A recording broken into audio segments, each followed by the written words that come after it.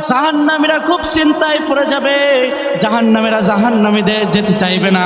কিন্তু আমার আল্লাহ পাক রব্বুল আলামিন তখন ফেরেশতাদেরকে ডাক দিয়ে বলবেন, ও আমার ফেরেশতারা, যাও যাও, ওয়াসিকাল্লাযীনা কাফারু ইলা জাহান্নামা যুমারা, যাও জাহান্নামীদেরকে শিকলবদ্ধ করো আর জাহান্নামের দিকে নিক্ষেপ করে দাও।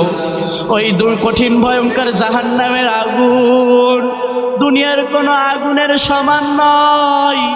দুনিয়ার আগুনটা হাতে লাগলে হাত পুড়ে যায়, পায়ে লাগলে পা পুড়ে যায়, কিন্তু ওই কঠিন ভয়ঙ্কর জাহান্নামের আগুন যদি কোথাও হাতে লাগে, পায়ে লাগে, কি সঙ্গে সঙ্গে কলিজা পুড়ে সারকার হয়ে যাবে।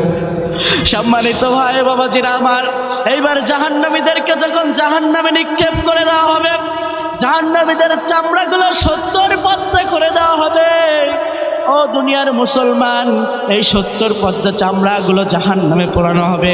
পোড়াতে পোড়াতে কাঠ কয়লা হয়ে যাবে, তবুও তাদের কোনো মৃত্যু হবে না।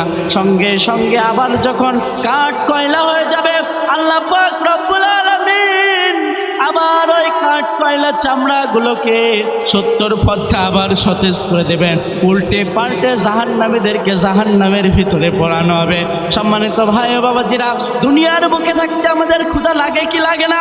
আমাদের অবশ্যই ক্ষুধা লাগে।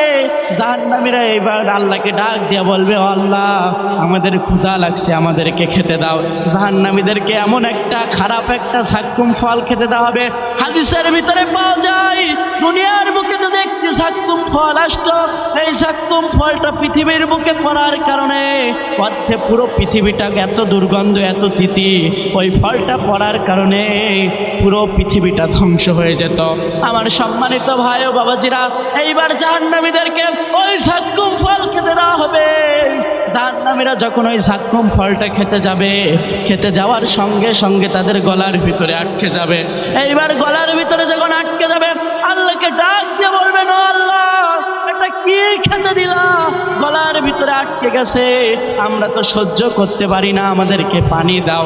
সঙ্গে সঙ্গে আল্লাহ পাক রব্বুল আলামিন জাহান্নামীদেরকে 4টা ঝর্ণা থাকবেন, 4টা পানি দিবেন। লা ইয়াযুকু ফিহা বারদাও ওয়ালা শারাবা ইল্লা হামিমাও ওয়া গাসসাকা।